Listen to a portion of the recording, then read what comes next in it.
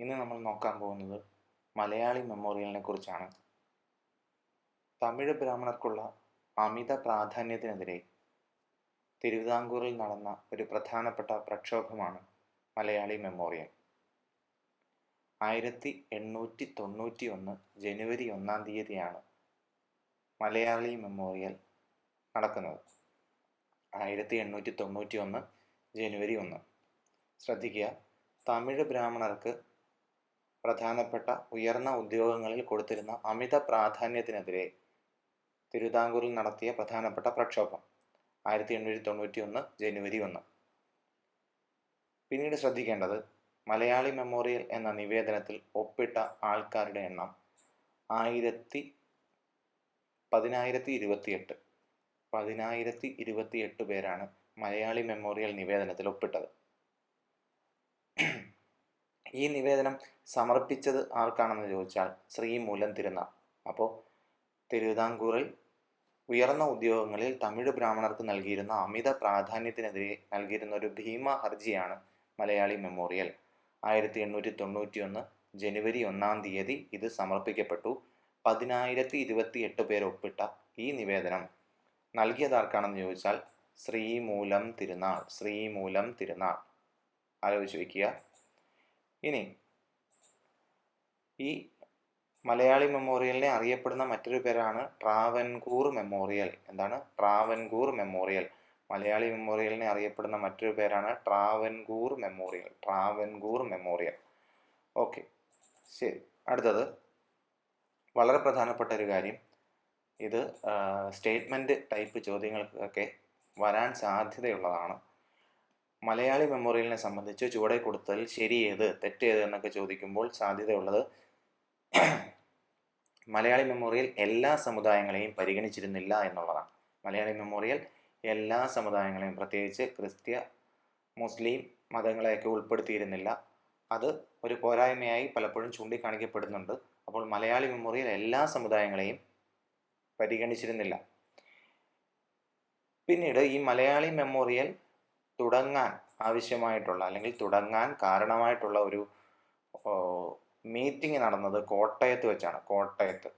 ആലോചിക്കുക, കോട്ടയത്ത് വെച്ച് കണ്ടത്തിൽ വർഗീസ് മാപ്പിള, ബാരിസ്റ്റർ GP പിള്ള തുടങ്ങിയവർ ചേർന്ന ഒരു യോഗത്തിലാണ് മലയാളി മെമ്മോറിയൽ എന്ന നിവേദനം സമർപ്പിക്കുന്നതിനെ പറ്റി ആദ്യമായി ആശയം ഉടലെടുത്തത്. എവിടെയാണ്? കോട്ടയം. ആരൊക്കെയാണ് ഇതിൽ പ്രധാനപ്പെട്ട വ്യക്തികൾ എന്ന് ചോദിച്ചാൽ കണ്ടത്തിൽ വർഗീസ് മാപ്പിള, ബാരിസ്റ്റർ GP പിള്ള. ഇനി നമ്മൾ നേരത്തെ പറഞ്ഞു എത്ര പേരാണ് ഇതിൽ ഒപ്പിട്ടത്? 1028 പേരാണ്. 1028 പേർ. അപ്പോൾ ഈ 1028 പേർ ഒപ്പിട്ട ഈ ഭീമാ ഹർജിയിൽ ആദ്യമായി ഒപ്പിട്ട വ്യക്തിയാണ് KP ശങ്കരമേനോൻ. രണ്ടാമത് GP Pillai, barrister GP Pillai. മൂന്നാമത് ഡോക്ടർ പൽപ്പു. അപ്പോൾ ഏറ്റവും ആദ്യത്തെ വ്യക്തി KP ശങ്കരമേനോൻ, രണ്ടാമത്തെ വ്യക്തി GP പിള്ള, 3 ഡോക്ടർ പൽപ്പു. ഇത് നമ്മൾ സാധാരണയായിട്ട് മലയാളി മെമ്മോറിയൽ എന്ന് പറയുന്ന ടോപ്പിക്ക് തന്നെ വളരെ കാലം മുമ്പ് തന്നെ PSCയിൽ ചോദിച്ചു വരുന്നതാണ്. അതിനകത്തിൽ നമ്മൾ കേട്ടിട്ടുള്ളതുമാണ് ഈ പറയുന്ന 3 പേരുകൾ. ഇനി ഇതിൽ ഈ ഒപ്പുശേഖരണമൊക്കെ നടത്തുന്നതിൽ നേതൃത്വം നൽകിയ 2 വ്യക്തികളാണ്. ഒന്ന് P ശിവൻപിള്ള.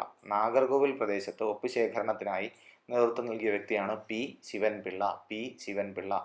രണ്ടാമത്തെ വ്യക്തി K നീലകണ്ഠപിള്ള. ഇദ്ദേഹമാണ് മധ്യ തിരുവിതാംകൂറിൽ ഈ ക്യാമ്പയിന് നേതൃത്വം നൽകിയത്. അപ്പോൾ ശ്രദ്ധിക്കുക, ചിലപ്പോൾ ഇത് നിങ്ങൾക്ക് പുതിയ പേരുകളായിരിക്കും. ആദ്യത്തേത് P ശിവൻപിള്ള, നാഗർകോവിൽ. 2 K നീലകണ്ഠപിള്ള, മധ്യ തിരുവിതാംകൂർ. അപ്പോൾ നമ്മൾ എന്താണ് പറഞ്ഞത്? ഇതുവരെ പറഞ്ഞത് തമിഴ് ബ്രാഹ്മണർക്കുള്ള അമിത പ്രാധാന്യം, ഉയർന്ന ഉദ്യോഗങ്ങളിൽ തമിഴ് ബ്രാഹ്മണർക്ക് നൽകി വന്നിരുന്ന അമിത പ്രാധാന്യത്തിനെതിരെ നൽകിയ ഭീമാ ഹർജിയാണ് മലയാളി മെമ്മോറിയൽ എന്നാണ് 1891 ജനുവരി 1. എത്ര പേര് ഒപ്പിട്ടു? 1028. ആദ്യം ഒപ്പിട്ട വ്യക്തിയുടെ പേര് KP ശങ്കരമേനോൻ, രണ്ടാമത്തെ ആൾ ബാരിസ്റ്റർ GP പിള്ള, മൂന്നാമത്തെ വ്യക്തി ഡോക്ടർ പൽപ്പു. ഓക്കെ, ഇത് ആർക്ക് സമർപ്പിച്ചു എന്ന് ചോദിച്ചാൽ ശ്രീമൂലം തിരുനാൾ മഹാരാജാവിനായിരുന്നു മലയാളി മെമ്മോറിയൽ ഹർജി സമർപ്പിച്ചത്. ഇതിനെ അറിയപ്പെടുന്ന മറ്റൊരു പേരാണ് ട്രാവൻകൂർ മെമ്മോറിയൽ. ഓക്കെ, പിന്നെ നമ്മൾ പറഞ്ഞ പ്രധാനപ്പെട്ട ഒരു ഡ്രോബാക്ക് അല്ലെങ്കിൽ പോരായ്മയായിട്ട് ചരിത്രകാരന്മാർ ചൂണ്ടിക്കാണിക്കുന്ന ഒരു പോയിന്റ് ഏതാണ്? എല്ലാ സമുദായങ്ങളെയും ഈ മലയാളി മെമ്മോറിയൽ പരിഗണിച്ചിരുന്നില്ല എന്നുള്ളതാണ്. ഓക്കെ, ഇനി നമുക്ക് ബാക്കി നോക്കാം. അടുത്തത് CV രാമൻപിള്ള. മലയാളി മെമ്മോറിയൽ സമർപ്പിക്കുന്നതിന് വളരെ പ്രധാനപ്പെട്ട പങ്കുവഹിച്ച ഒരു പ്രശസ്ത സാഹിത്യകാരനാണ് CV രാമൻപിള്ള. CV രാമൻപിള്ള ഇദ്ദേഹത്തിൻ്റെ മാർത്താണ്ഡവർമ്മ, രാമരാജ ബഹദൂർ, ധർമ്മരാജ തുടങ്ങിയ കൃതികളൊക്കെ പല പ്രാവശ്യം പല രൂപത്തിൽ നമ്മുടെ ചോദ്യപേപ്പറുകളിൽ പ്രത്യക്ഷപ്പെട്ടിട്ടുണ്ട്. അപ്പോൾ ശ്രദ്ധിക്കേണ്ട കാര്യം, ഇതിൻ്റെ സാമ്പത്തിക കാര്യങ്ങൾക്ക് മേൽനോട്ടം നൽകിയ വ്യക്തിയാണ് CV രാമൻപിള്ള. ഏതിൻ്റെയാണ്? മലയാളി മെമ്മോറിയൽ. 1891 ജനുവരി 1 സമർപ്പിക്കപ്പെട്ട മലയാളി മെമ്മോറിയൽ. നമുക്കറിയാം 10,028 പേരുടെ ഒപ്പ് സമർപ്പിക്കുക എന്ന് പറയുന്നത്, ശേഖരിക്കുക എന്ന് പറയുന്നത് വളരെ ചെറിയ കാര്യമല്ല. അപ്പോൾ ഇതിനാവശ്യമായ സാമ്പത്തിക കാര്യം മേൽനോട്ടം വഹിച്ചത് CV രാമൻപിള്ളയാണ്. കേരള സ്കോട്ട് എന്നറിയപ്പെടുന്ന CV രാമൻപിള്ളയാണ് ഈ മലയാളി മെമ്മോറിയലിൻ്റെ എഴുത്ത്, അതായത് മലയാളി മെമ്മോറിയൽ എഴുതി തയ്യാറാക്കിയത് CV രാമൻപിള്ളയാണ്. ഓക്കെ, ഇദ്ദേഹം മിതഭാഷി എന്ന പത്രത്തിൽ എഴുതിയിട്ടുള്ള വ്യക്തിയാണ്. അപ്പോൾ മലയാളി മെമ്മോറിയലിനെ അനുകൂലിച്ചുകൊണ്ട് മിതഭാഷി എന്ന പത്രത്തിൽ എഴുതിയിട്ടുള്ള വ്യക്തിയാണ്. കൂടാതെ വിദേശീയ മേധാവിത്വം എന്ന കൃതി ആരുടേതാണ്, എന്ന പുസ്തകം ആരുടേതാണ് എന്ന് ചോദിച്ചാൽ നമ്മുടെ CV രാമൻപിള്ളയുടെയാണ്. അതായത് ശങ്കര സുബ്ബയ്യ എന്ന് പറയുന്ന ദിവാന്റെ പ്രവർത്തനങ്ങളെ അദ്ദേഹം പ്രകീർത്തിച്ചുകൊണ്ട് എഴുതിയിട്ടുള്ള ഒരു കൃതിയാണ് വിദേശീയ മേധാവിത്വം. ശങ്കര സുബ്ബയ്യ നമുക്കറിയാം, ഈഴവ മെമ്മോറിയൽ സമയത്തെ തിരുവിതാംകൂർ ദിവാനാണ് ശങ്കര സുബ്ബയ്യ. അദ്ദേഹം ഇവിടെ ഈ നമ്മുടെ മലയാളി മെമ്മോറിയലിൻ്റെ സമയത്ത് അതിന് നേതൃത്വം കൊടുത്ത പല വ്യക്തികൾക്കും ഉന്നത ഉദ്യോഗം നൽകിയത് ശങ്കര സുബ്ബയ്യയാണ്. അപ്പോൾ അതിനെ പരാമർശിച്ചുകൊണ്ട് CV രാമൻപിള്ള എഴുതിയിട്ടുള്ള പുസ്തകമാണ് വിദേശീയ മേധാവിത്വം. അപ്പോൾ തൊട്ടുമുമ്പേ പറഞ്ഞ് ഓർത്തിരിക്കണം, P ശിവൻപിള്ള ആരാണ്? നാഗർകോവിൽ പ്രദേശത്ത് ഒപ്പ് ശേഖരണത്തിന് നേതൃത്വം നൽകിയ വ്യക്തി. K നീലകണ്ഠപിള്ള ആരാണ്?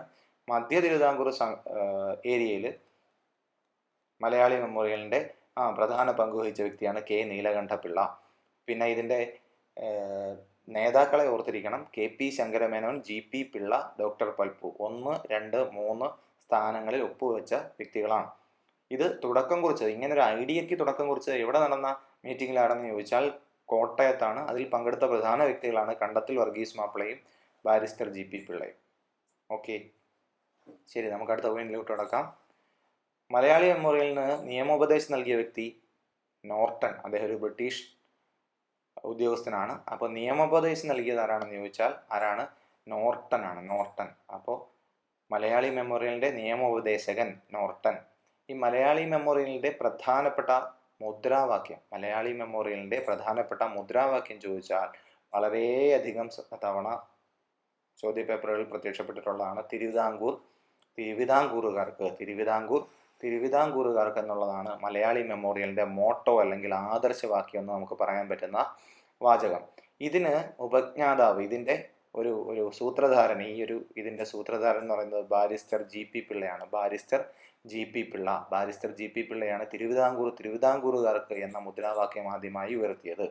ഓക്കെ, ഈ സമയത്തെ ദിവാൻ നമ്മുടെ മലയാളി മെമ്മോറിയൽ 1891 ജനുവരി 1 എന്ന തീയതിയിൽ നടക്കുമ്പോൾ, നിവേദനം നമ്മുടെ ശ്രീമൂലം തിരുനാളിന് സമർപ്പിക്കുമ്പോൾ, അപ്പോഴത്തെ ദിവാൻ ആരായിരുന്നെന്ന് ചോദിച്ചാൽ ദിവാൻ ടി രാമറാവു. മറക്കരുത്.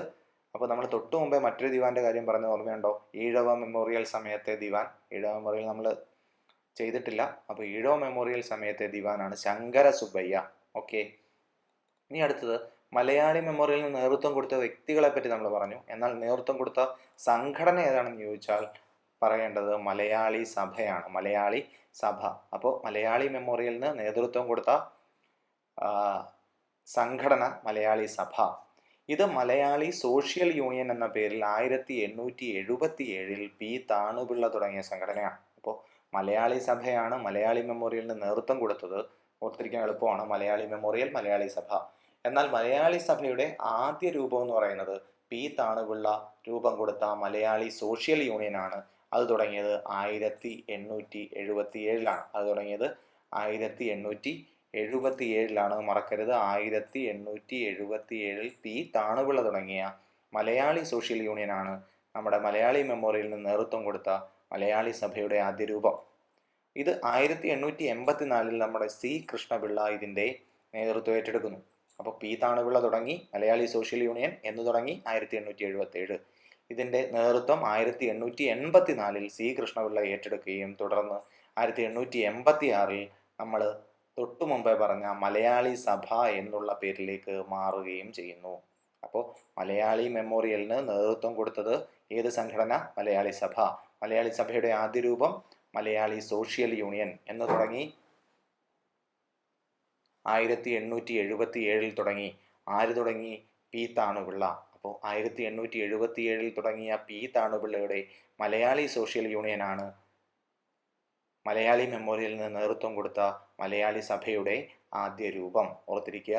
1884 സി കൃഷ്ണപിള്ള ഏറ്റെടുത്ത ശേഷമാണ് പേര് മാറി മലയാളി സഭയായത്. അതെന്നാണെന്ന് ചോദിച്ചാൽ 86 ഇതേ പേരിൽ തന്നെ 1886 തുടങ്ങിയ പത്രമാണ് മലയാളി. മലയാളി പത്രത്തിൻ്റെ പേര് മലയാളി. 1886 തന്നെ തുടങ്ങിയ പത്രം മലയാളി. ഓക്കെ. പിന്നീട് ബാരിസ്റ്റർ ജി പി പിള്ളയുടെ ഒന്ന് രണ്ട് കാര്യങ്ങളാണ് നമ്മളിവിടെ കൊടുത്തിട്ടുള്ളത്. അതായത് ബാരിസ്റ്റർ ജി പി പിള്ള എഴുതിയിട്ടുള്ള പത്രങ്ങളാണ് കൊച്ചിൻ ആർഗസ്, മദ്രാസ് സ്റ്റാൻഡേർഡ്, പശ്ചിമ താരകം.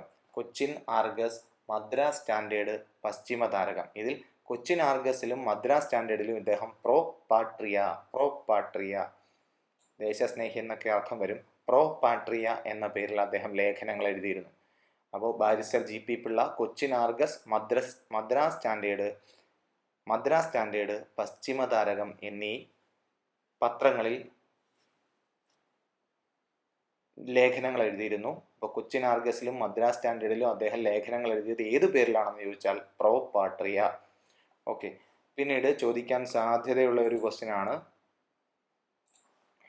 സാമൂഹ്യ നീതിക്കായുള്ള തിരുവിതാംകൂറിലെ ആദ്യത്തെ പ്രസ്ഥാനമാണ്, രാഷ്ട്രീയ പ്രസ്ഥാനമാണ് മലയാളി മെമ്മോറിയൽ. സാമൂഹ്യ നീതിക്കായുള്ള തിരുവിതാംകൂറിലെ ആദ്യ രാഷ്ട്രീയ പ്രസ്ഥാനം. ഓർത്തിരിക്കുക, സാമൂഹ്യ നീതിക്കായുള്ള തിരുവിതാംകൂറിലെ ആദ്യ രാഷ്ട്രീയ പ്രസ്ഥാനം. തിരുവിതാംകൂറിൽ ഉന്നത ഉദ്യോഗങ്ങൾക്ക് തമിഴ് ബ്രാഹ്മണർക്കുള്ള അമിത പ്രാധാന്യത്തിനെതിരെ നൽകിയ നിവേദനം ഏതെന്ന് ചോദിച്ചാലും മലയാളി മെമ്മോറിയലാണ്. തിരുവിതാംകൂറിലെ സാമൂഹ്യ നീതിക്കായുള്ള ആദ്യ രാഷ്ട്രീയ പ്രസ്ഥാനം ഏതാണെന്ന് ചോദിച്ചാൽ അതും മലയാളി മെമ്മോറിയലാണ്. പിന്നീട് നമ്മൾ തൊട്ടു മുമ്പേ പറഞ്ഞ ഒരു ഡ്രോബാക്ക് നമ്മൾ പറഞ്ഞായിരുന്നു. എന്താണ്? എല്ലാ സമുദായങ്ങളെയും പരിഗണിച്ചില്ല. അതിനടിവരയിടുന്ന മറ്റൊരു പോയിന്റാണ്, ഇതിൻ്റെ ഗുണഭോക്താക്കളായിട്ട് വന്നത് നായർ സമുദായ നേതാക്കളാണ്. അതായത് അതിന് അനന്തരഫലം, ഈ മലയാളി മെമ്മോറിയലിൻ്റെ അനന്തരഫലമായിട്ട് ഉന്നത ഉദ്യോഗം ലഭിച്ച K P Shankara Menon, C V Raman Pillai തുടങ്ങിയവരൊക്കെ നമ്മുടെ മലയാളി മെമ്മോറിയലിന് ചുക്കാൻ പിടിച്ചതിൽ നായർ സമുദായ നേതാക്കളിൽ പലർക്കും ഉന്നത ഉദ്യോഗം ലഭിക്കുകയും മറ്റുള്ളവരെ വേണ്ട രീതിയിൽ പരിഗണിക്കപ്പെടാതെ പോവുകയും ചെയ്തതുകൊണ്ട് നായർ സമുദായ നേതാക്കൾ മാത്രമാണ് ഇതിൻ്റെ പ്രധാന ഗുണഭോക്താക്കൾ എന്ന് പറയാം. അതാണ് മറ്റൊരു ഡ്രോബാക്ക് എന്ന് പറയുന്നത്. അപ്പോൾ ആലോചിച്ചിരിക്കുക, ഡ്രോബാക്കുകൾ നമ്മൾ 2 പറഞ്ഞു. എല്ലാ സമുദായങ്ങളെയും പരിഗണിച്ചിരുന്നില്ല. ഓക്കെ. അത് നിവേദനം കൊടുക്കുന്ന സമയത്ത്. 2, ഇതിൻ്റെ ഫലമുണ്ടായപ്പോൾ ഇതിൻ്റെ ഗുണഭോക്താക്കളായിട്ട് വന്നത് നായർ സമുദായ നേതാക്കളാണ്. ഓക്കെ ആണല്ലോ. അപ്പോൾ സാമൂഹ്യ നീതിക്കായുള്ള തിരുവിതാംകൂറിലെ ആദ്യ രാഷ്ട്രീയ പ്രസ്ഥാനം. ഓർത്തിരിക്കുക. ഇതിൻ്റെ നേതൃത്വം കൊടുത്ത സംഘടന, ആദ്യത്തെ പേര്, പിന്നീടത്തെ പേര്, അത് തുടങ്ങിയ പത്രം എന്നിവ ആലോചിച്ചിരിക്കുക. അപ്പോൾ ഏകദേശം നമ്മൾ മലയാളി മെമ്മോറിയൽ വരുന്ന എല്ലാ ടോപ്പിക്കും കവർ ചെയ്തിട്ടുണ്ട്. 1-2 പ്രാവശ്യം നമ്മളത് റിവൈസും ചെയ്തിട്ടുണ്ട്. കൂടുതൽ ആവശ്യമുള്ളവർക്ക് ഇനിയും കേട്ട് മനസ്സിലാക്കാവുന്നതേ ഉള്ളൂ. Okay, thank you.